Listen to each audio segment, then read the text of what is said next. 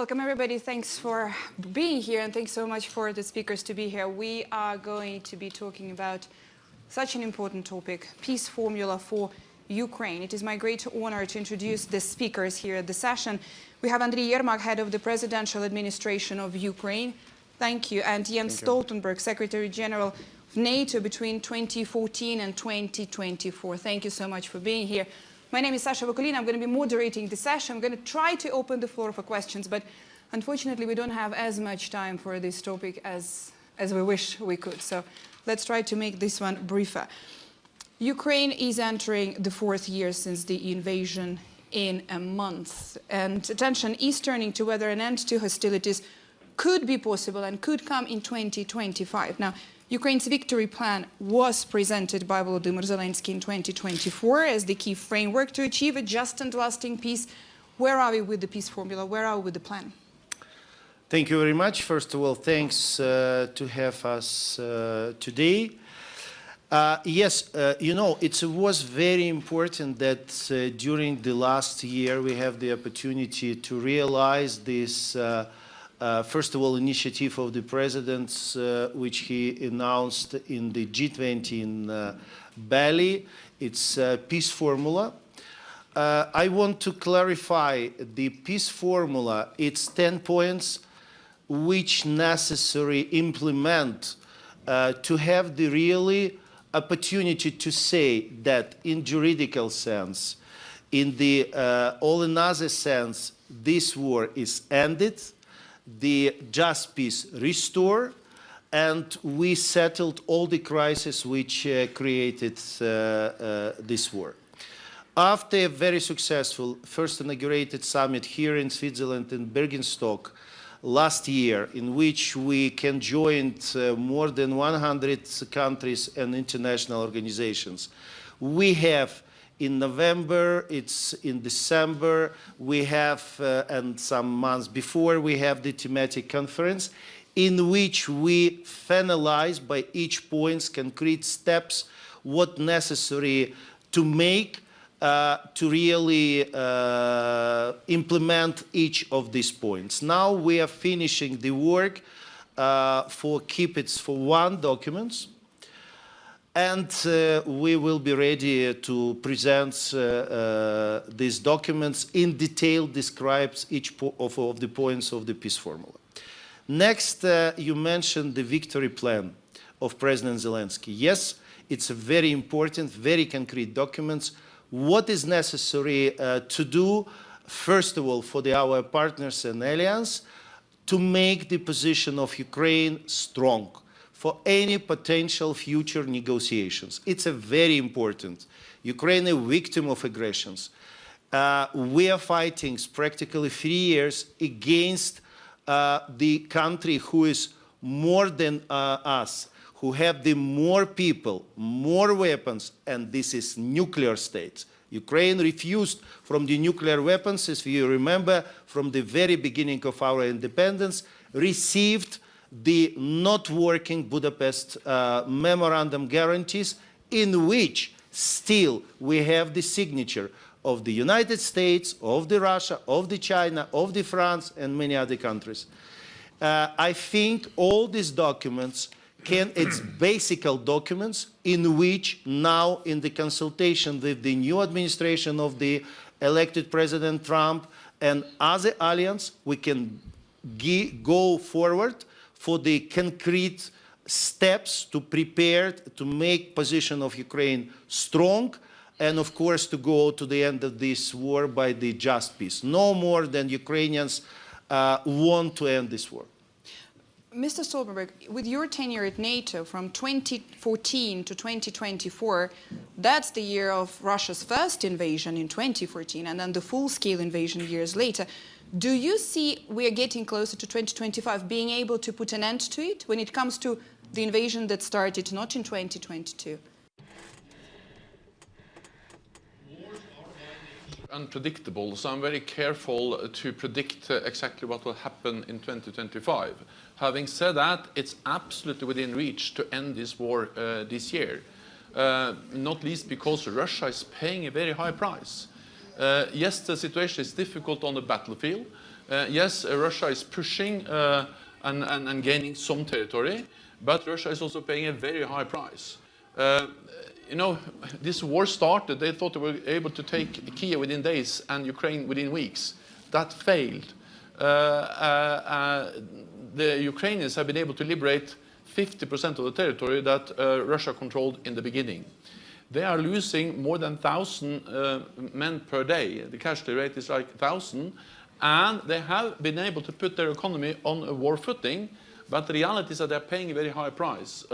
Inflation now in Russia is officially around 10%.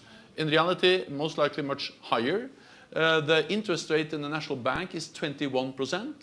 And they have an urgent lack of workforce because hundreds of thousands, millions have perhaps left the country. Many are at the front, many casualties, and then many are now working in the defense industry, so the rest of the economy is really suffering. So this is not the time to reduce the pressure on Russia. It's actually the time to step up, to convince them that they have to sit down and negotiate a just peace. And let me just say that Andriy Yermak and the political leadership in Ukraine, we should all thank them. Because they have demonstrated leadership, and they have demonstrated and showed the world what courage is. And they have now, for close to 3 years, fought the full-scale invasion of Ukraine. And actually, since 2014, as you said, been fighting against aggression from Russia. So my main message, also coming back from Washington this morning, actually, I've been there for over the weekend. I met many people, both in the outgoing and the new administration, and it's absolutely within reach to convince the United States to continue the military support to Ukraine. With Europeans stepping up, that will give Ukraine the military support they need. To what extent, Mr. Yermak, do you want to see the Europeans stepping up now with the Americans, ideally, as we're waiting to hear more from the new administration? Because Mr. Stoltenberg mentioned the price that is very high for Russia to pay. But this price for Russia to pay has been getting only higher ever since the full-scale invasion, and that has not stopped Russia. First of all, necessary to be honest. Why, after the full-scale invasion, we, with Mike Mayfall, decided to create the group for the sanctions? Because we saw in the beginning the sanctions which was issued look very good, but practically not work. Unfortunately, and this is the truth, we are from the first day, the big group of experts, international group, analyze each sanctions, give recommendations, criticize some sanctions. It took a long period of time. For example, just in the end of the terms of the previous already administration in White House, we saw the real strong energy sanctions. Mm-hmm. All the sanctions worked. It's not true, and the Russia tried to look that everything okay. It's not okay. The Russian economy, it's in the bad situations, and it will be increased. It's necessary to continue to work for these sanctions. But of course, if you ask about the Europeans, the President Zelensky was very clear and very honest in his address yesterday. We need to keep the unity of the Europe. We absolutely need close cooperations and close unity between European countries and United States. Without one of these elements, this support will be weak. It means that our job today, and thank you, Jens, I know that he deeply understands how it's going, how it started, and his meeting in DC, and as an alliance, as a leaders, it's very important. We can't lose just 1 minute, 1 hour, because this terrible war is continue.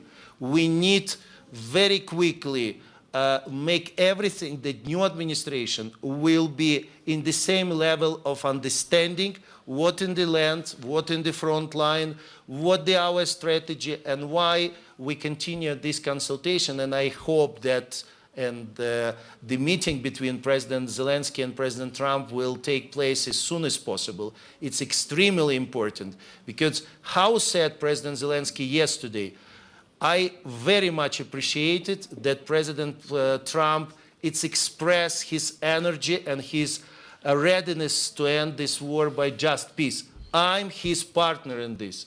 I'm ready to work together. But there's, we've heard from Donald Trump during the campaign, so yes, it has to be looked at as some of the campaign narrative and campaign promises regarding that he would be able to finish the war in 24 hours, to put an end to it. Then that's the exchange we've heard about the first 100 days, then we've heard about possibility of rather going into 6 months. The views that I've heard are about anything regarding 24 hours would be the worst case for Ukraine. So taking 100 days or 6 months is a better option for Ukraine. What do you think? How can the American administration step in there? Well, first of all, I think that we need to realize that everyone wants this war to end. The challenge is that the quickest way of ending a war is to lose a war. But that will not bring peace. That will bring occupation of Ukraine. So the challenge is to end the war in a way that Ukraine prevails as a sovereign, independent nation in Europe. That's the challenge. And I don't think we can change Putin's mind. I believe that Putin has as an ambition to control Ukraine, to put in a puppet government in Kiev. But I think we can change his calculus, that if the price he has to pay to achieve that goal is too high, measured in the number of forces lost on the battlefield every day, measured in the number of armored vehicles, military equipment lost on the battlefield, but also measured when it comes to the economic cost, inflation, overheating the economy, high interest rates, then he may change his calculus and actually be willing and be forced to sit down and negotiate, agree, a just peace for Ukraine. And the only way to get there, to change his calculus, is to provide weapons to Ukraine. So the reality is that the more we want peace, and the sooner we want peace, the more weapons we have to deliver to Ukraine, and the more commitment for the long term. Because now Putin believes that he can just wait us out. If we have strong, credible commitments for long-term military support to Ukraine, the war will end sooner. And then on the United States, I cannot speak on behalf of a new US administration. I've spent some days there, but of course I'm not speaking on behalf of them. We have to listen to what they say and what they do. Second, there are some questions asked because of some statements that has been given. But yes, on Monday, on the day of the inauguration, President Trump stated that it has to be peace to strength. And he wants a deal. And if you want a deal, you need leverage. And the leverage we have on Russia is military support to Ukraine. So if you take the idea of peace to strength, if you take the idea of a negotiated deal, then the only negotiating power is the brave soldiers of Ukraine and the weapons we are providing them with. So if the US continues to provide support, if Europe steps up, and we have a credible framework to do this for the long term, then I actually think that we can change the calculus and force Russia to accept a peace which is just and lasting. Do you think we can force Russia to accept that rather than forcing Ukraine to accept something less favorable for Ukraine? Can you repeat, please? To more understand. Yeah, of course.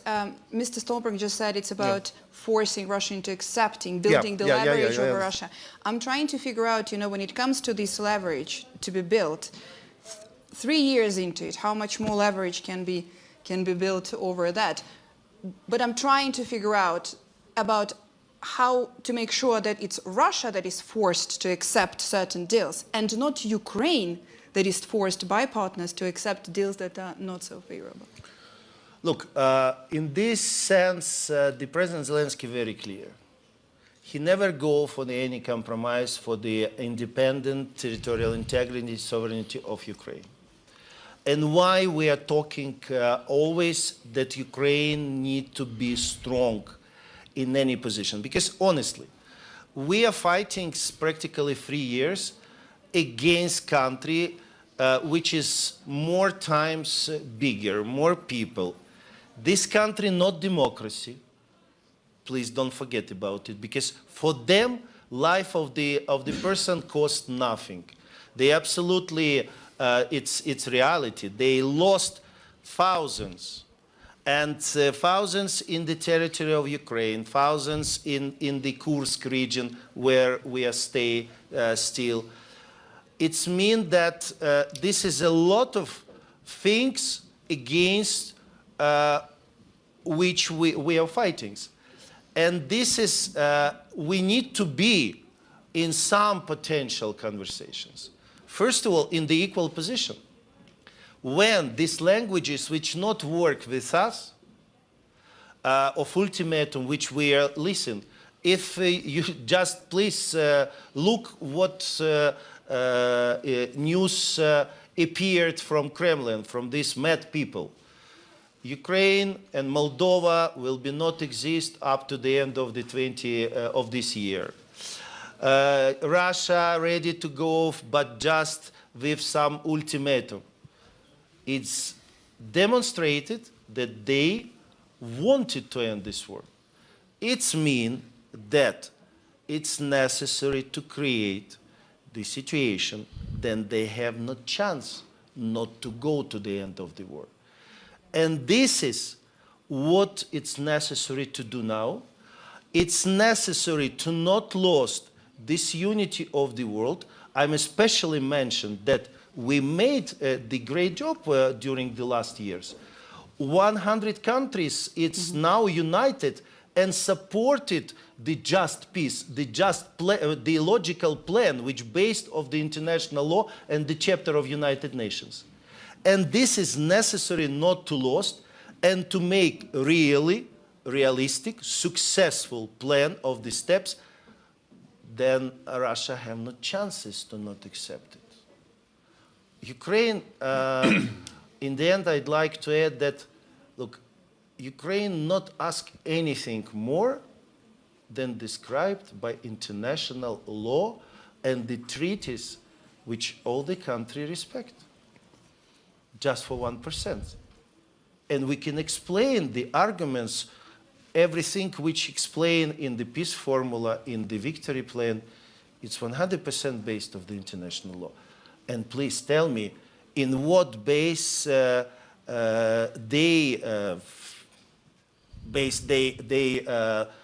wishes and request? Only met wishes of dictator Putin. I want to ask you regarding Mr. Stoltenberg, regarding Ukraine's NATO aspirations, because this is something that you were at NATO when Ukraine obviously applied, but Ukraine's possible future within NATO was cited by Vladimir Putin as the reason for starting the full-scale invasion. But I want to put that aside because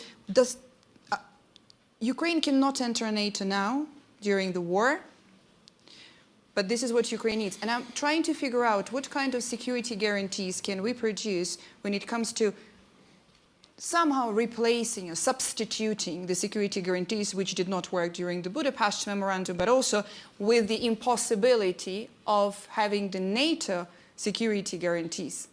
Because it's not about Putin saying about Ukraine being in NATO and then he started the war. That's a different reasoning on that. Well, I strongly believe that a lasting peace in Ukraine depends on solid security guarantees. Because the first step towards peace is some kind of ceasefire. At least that's very often the first step. And then a line is agreed. The challenge is that we have seen agreed lines in Ukraine before. After the annexation of Crimea and Russia went into Eastern Donbass in 2014, we got the Minsk I. And that was the ceasefire line. The problem was that Russia violated that just after a few months. We had the big battles also around the Baltcheve, and they pushed the line further east, and then we negotiated, or not we, but also the countries involved, negotiated Minsk II in 2015. And then that lasted for 7 years. And after 7 years, we had a full-fledged invasion, so violating Minsk II. So if we now agree a new line, we cannot have Minsk III. It has to be something which is credible. And even if that line is not the international recognized border, of course we don't have to recognize the occupied territory as Russian. But it has happened before that you have ceasefire lines where you just temporarily accept that the other side controls something because it has been a war and because there's a ceasefire line. So the requirements number one is the line. But the requirement number two, which I think is actually even as important, or perhaps even more important, is to guarantee that it stops there. And then, of course, we need, I say sometimes we need something better than Budapest, but perhaps it will not be Bucharest, meaning that in Bucharest, NATO promised NATO membership. In Budapest, we had the Budapest Memorandum that was only some paper and didn't prove credible at all. I believe that the strongest and the best security guarantee is Article 5, meaning NATO membership. It has worked. It can work again. And of course, it's for NATO to decide how far Article 5 apply. We had West Germany as a NATO ally without East Germany.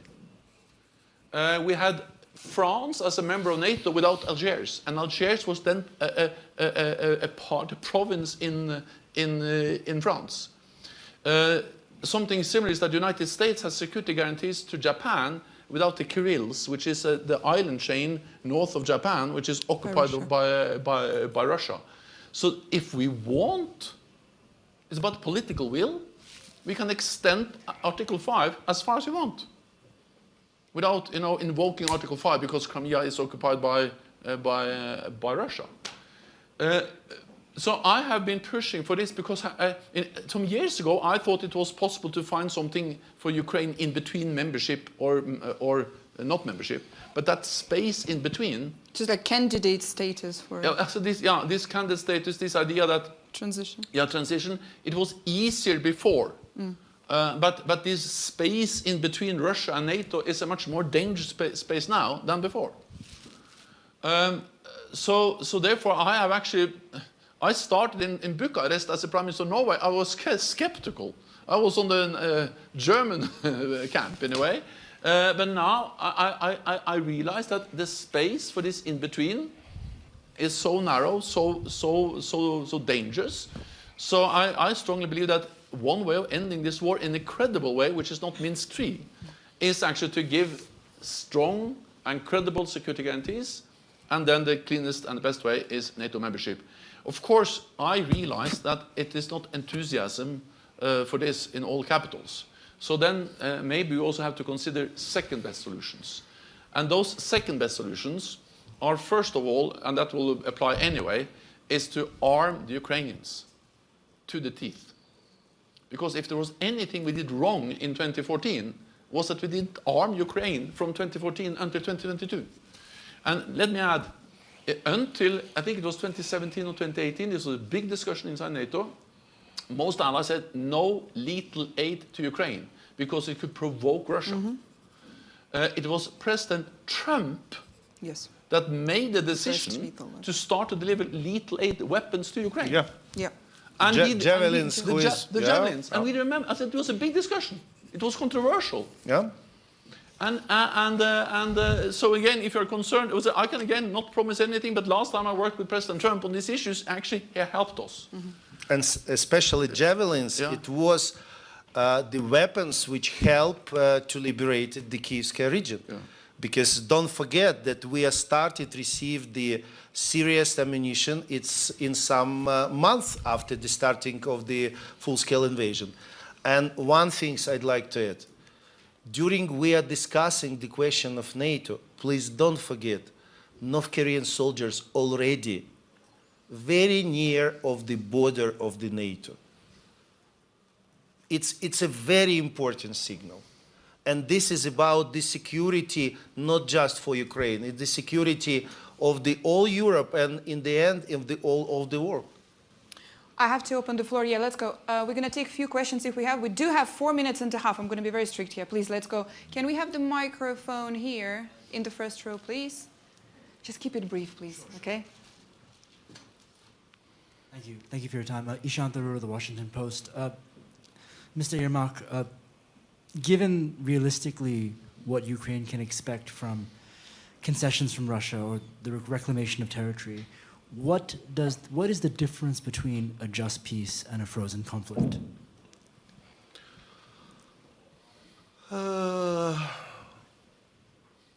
Just peace, it's the peace which have the security guarantees. The frozen, it's you have for some period of time, and we have very bad experience of the frozen conflict. And I'm absolutely sure, and thank you, Jens, that you have mentioned this, the President Zelensky never going for any solutions which will be looks like the Minsk 3, Minsk 4, because honestly, I'm the person who personally was participated and represents in Normandy. I'm not sure what was the logic of the people who signed Minsk. And they maybe don't have the goal. I not mean our partners who is really want to help. I mean two parts. What they think, because in these documents, if you attentively, I know each phrase in this very bad in the legal sense documents. Zero about Crimea, a lot of very controversial things, representative of the territory, appearance of some signatures in that moment, not LNR, DNR, this separatist republic, but already appears these two guys. A lot of questions. We're going to take one question here, please. I'm Peter Wolodarski from Dagens Nyheter, Sweden. Mr. Yermak, you mentioned Budapest and the security guarantees that you were given, and nuclear weapons were given away from Ukraine. So first, your reflection, was that a mistake by Ukraine to give away the nuclear weapons? And if you don't get a NATO membership or credible security guarantees, are you ruling out trying to get hold of nuclear weapons once again? Thank you very much. And I want to ask you that question too, briefly, just, was that a mistake to give up on the I nuclear was weapons? very shortly. If we will, if in this moment we have nuclear weapons, this war never happened. Next, please imagine what happened next morning if it's not acceptable for us, but if this end of the world will be not by just peace. Believe me, all the smart people in this world will recognize that only nuclear weapons work as a guarantee. Because, again, it's aggressions of nuclear states against not nuclear states. Plus, you absolutely, yes, it's not work. But I'm sorry, these documents, it's not, nobody not declare officially. I go out from Budapest. It exists. We don't like it, but it exists.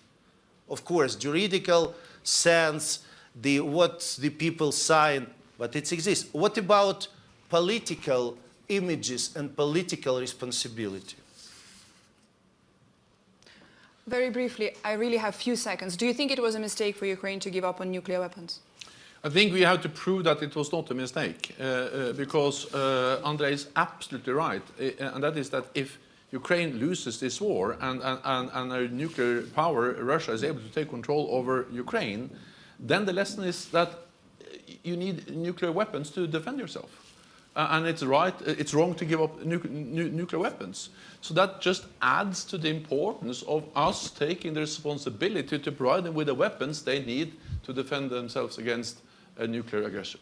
Jens Stoltenberg, Andriy Yermak, thank you very much. Wish we had more time, trust me. I have so many questions left on my side too. I'm sorry. Thank you very much. Thanks to the speakers for being here. Thank you. Thank you.